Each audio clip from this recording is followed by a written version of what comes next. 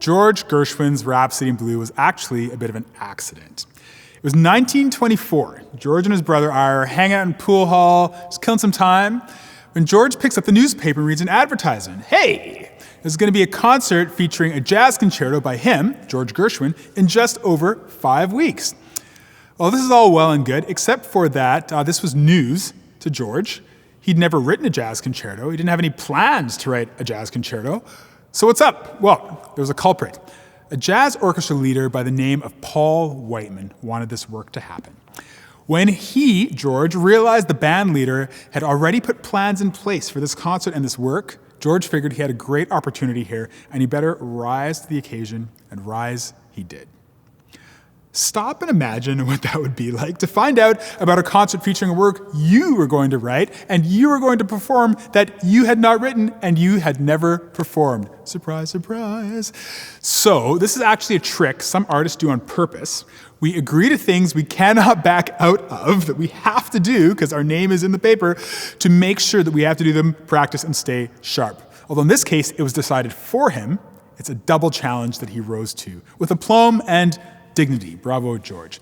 It's certainly one of the more unique ways that a concerto has come about in the history of Western music. Rhapsody in Blue combines Gershwin's genius as a classical composer and a master of Broadway tunes. George Gershwin was born in New York to an immigrant family of Russian Jewish heritage. He had a lot of access to the arts, and that allowed him to really shine. Access is important. He started piano lessons as a child, and when he turned 14, it was already being hailed as a genius. His genius took him to Tin Pan Alley, where he worked as something called a song plugger. He'd go from publisher to publisher to publisher, playing the songs of different composers, helping publishers understand and appreciate the music and learn it and hear it. It's not something we have nowadays anymore. We just upload it to a streaming site. So Gershwin, I guess, was one of the first live streamers in a sense. Nevertheless, song plugging was not enough money, so he went to Broadway, where he worked as a rehearsal pianist. On the side, though, George had started composing, and he was a whiz. His first big hit was a tune called Swanee. It sold 1 million sheet music copies and sold 2 million albums, and George had written it in 10 minutes. It took him 10 minutes to write a song that reached 2 million albums. It's this sort of facile genius that makes some of these composers so aspiring and astounding to us. Not all composers are like that, but Gershwin was. Gershwin took his composing extremely seriously. He even went to Paris to study with Nadia Boulanger. Nadia Boulanger was the acclaimed teacher of many composers we know and love, Ravel, Copland, Piazzolla, Philip Glass, Quincy Jones, many others. I find this really interesting. Despite his talent, despite his work, despite the evidence of how amazing he was, she rejected him as a student. She was concerned that studying composition in a rigorous classical style might actually ruin his compositional voice, his voice as a wonderful, jazz-influenced classical musician. What a wise teacher she was. Without her judgment, we would be so much the poorer musically.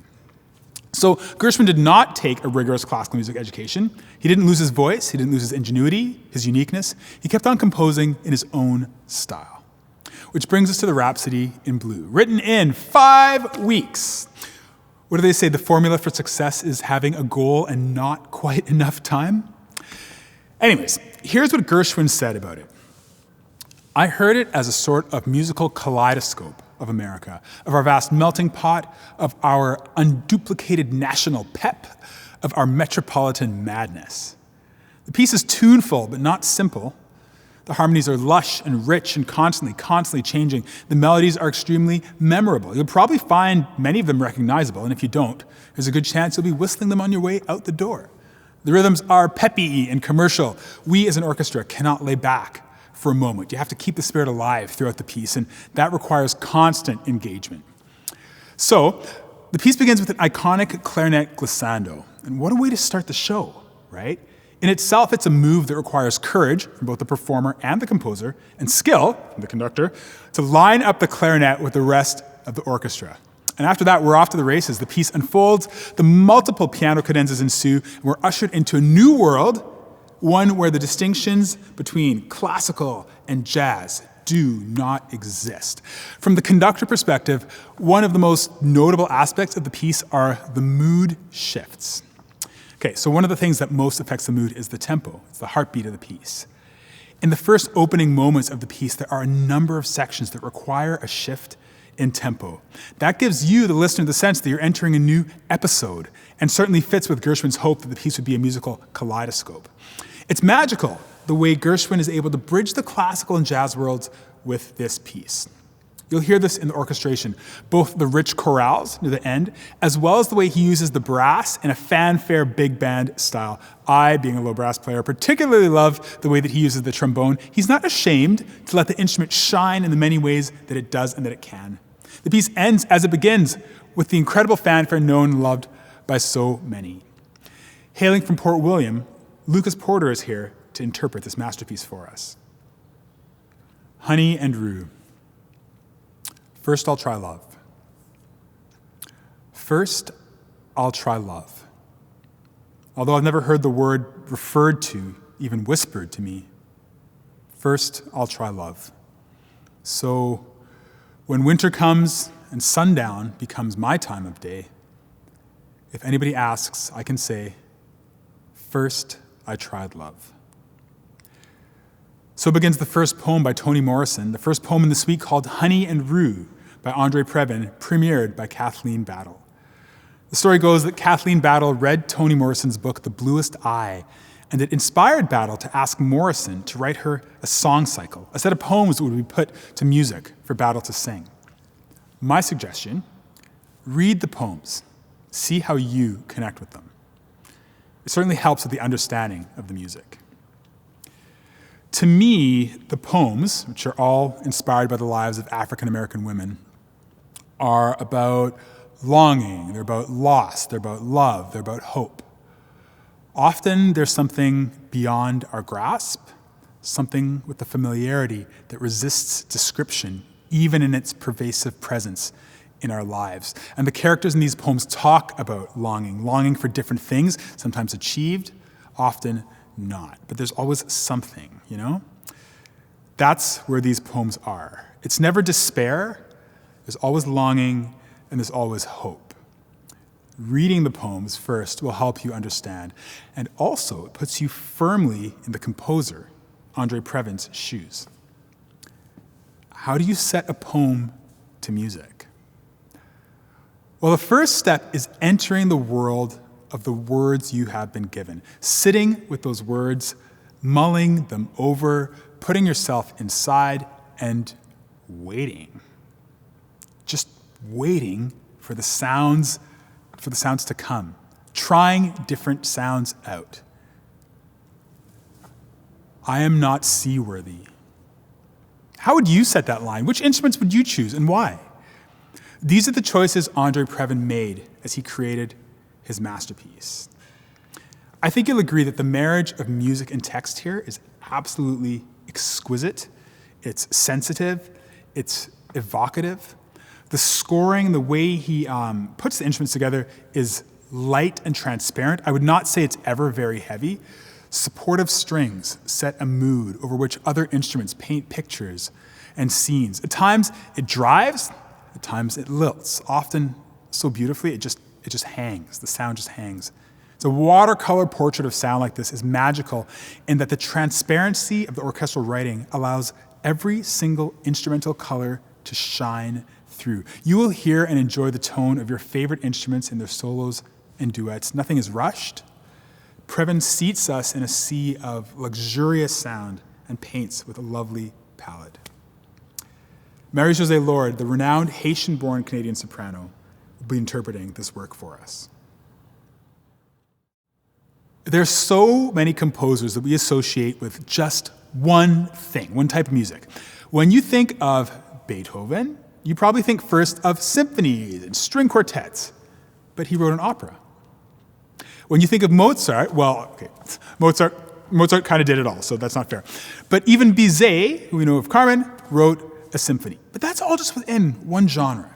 Did you know that Beethoven also wrote popular music? He made a lot of money from folk song editions that he would write. Brahms did the same. As a young man, he often played piano arrangements of pop music in bars and taverns. Bela Bartok, Ralph Vaughan Williams, Florence Price, and others did much the same. So here we have examples of folk music being brought in the world of classical music. This idea, the idea of taking two things and putting them together, is often called fusion. And it's not easy. Different genres are different genres for a reason. They really are not the same. Take, for example, bluegrass and Baroque. I mean, where would you start putting together bluegrass and Baroque? Would you recommend it? I don't know. One of the things you have to do is figure out where is their overlap. Okay, sure, these two different genres are different, fine. But where are their similarities? Where are their opportunities? What are the opportunities? What are the common instruments, the common types of harmonies? I think the real place of interest would be wrestling with the things that didn't seem to go together. And that's what Duke Ellington did. Duke Ellington started with the two genres he loved the most, jazz and classical. Now, some composers would probably not really like what I just said. They might say that there is just music, no musique. And they might chide me at making a false distinction between the two because doubtless they don't see these distinctions in genres as being cut and dry. And honestly, I guess I don't either. Duke Ellington is known for the way he pressed forward the idiom of jazz. He's also quite a heavy in the world of classical music. His harmonic language and style was that of jazz. The structure of many of the compositions comes from the classical world. Film scores, oratorio, tone poems. Duke Ellington wrote tone poems.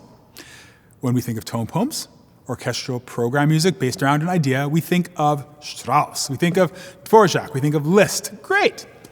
We can also think of Duke Ellington. Pieces with titles like Symphony in Black, Black, Brown, and Beige, and the one we'll be hearing, which is called The River. The River. The River was commissioned in 1970 by the choreographer Alvin Ailey for the American Ballet Theatre. The music was to be about water, water, water, water in all of the forms it takes on our planet. To prepare for writing this piece, Ellington studied much of the water music in the classical canon. Debussy's La Mer, he studied it. Handel's water music, Smetana's Moldau, Britain's Peter Grimes. All of these pieces inform the backdrop of the work you're about to hear. Their pacing, their themes, the way these composers, through sound, depicted water. He took all of that in and then found his own way to express some of the same ideas in his own language. Like I said, Ellington was a heavy. He didn't just decide to write a jazz piece using orchestral instruments. No, that'd be too easy. This is something different. He did the work, and the piece is informed by the history of orchestral music that is about water. I can't stress that enough. It's informed historically, and as such, it really is part of the canon of the orchestral oeuvre on the topic. But, even though there is that overlap, there is a point at which we experience a significant departure. I suppose there are alternate ends of the compositional spectrum. On the one end, you have the Mozarts.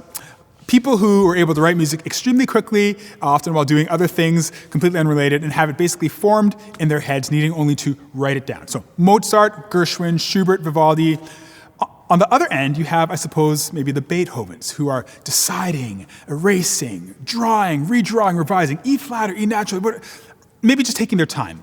So here we have Beethoven, Holst, Bruckner, many others. And then there's Duke Ellington. So it's not a line, it's a triangle. Ellington's composition process was quite unique. He didn't initially present the piece as finished. He gathered material from all over his sketches, then he would make a piano version, and then his band would workshop things in the studio and make a version, and then do a few improvisations on that. And when I say workshop, I mean play something, stop, discuss it, think about it, maybe fight about it, suggest something else, play that, tinker with that, write it down, play it again, change a note or two, try it again, fight, discuss, go for coffee, you get it. The choreographer for the ballet really had to be on his toes, but likely he already was because he's a choreographer. Every time Ellington made a change, the choreographer would have to change the work they had already done over and over and over and over and over and over and over again. But that's just how it goes.